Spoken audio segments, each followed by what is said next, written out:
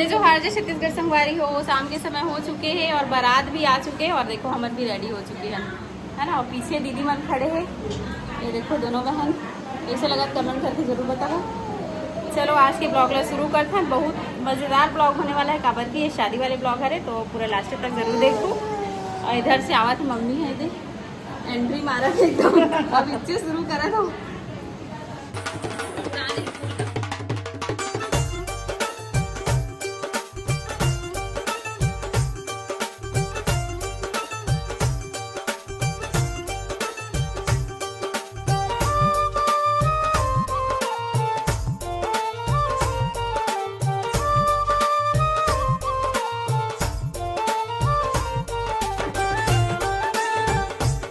सब तरफ आदमी है, फुल, कोई रूम खाली नहीं।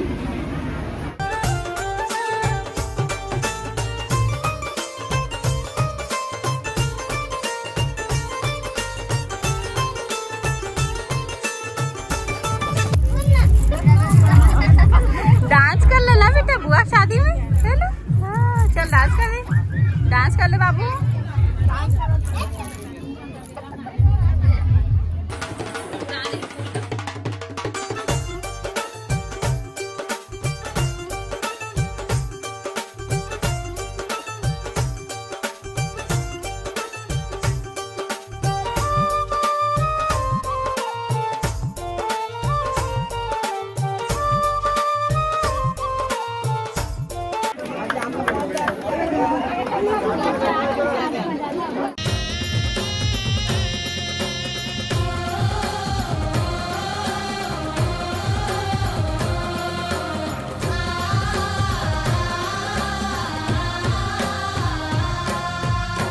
जन्मे जन्म की कई बंधना माँ बांधे धनी दई दे वचन मोला साथ के ये मूर्धनी दे दे वचन मोला साथ।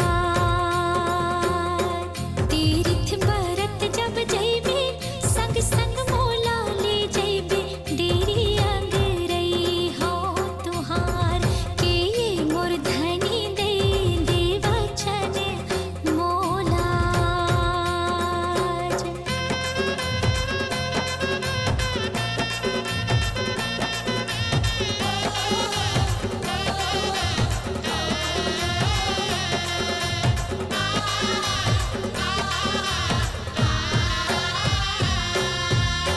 तोर दाई दादा सही मोर दाई दादा होही मान बढ़ाई सन्मान तै देबे धनी मान बढ़ाई सन्मान।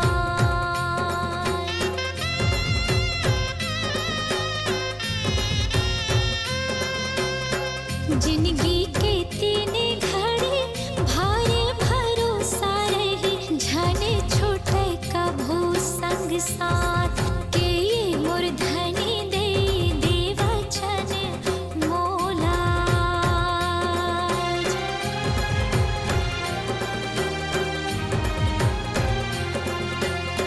घर के खरौधे डोंगा ले चल बे खींचत ओला वचन निभाबे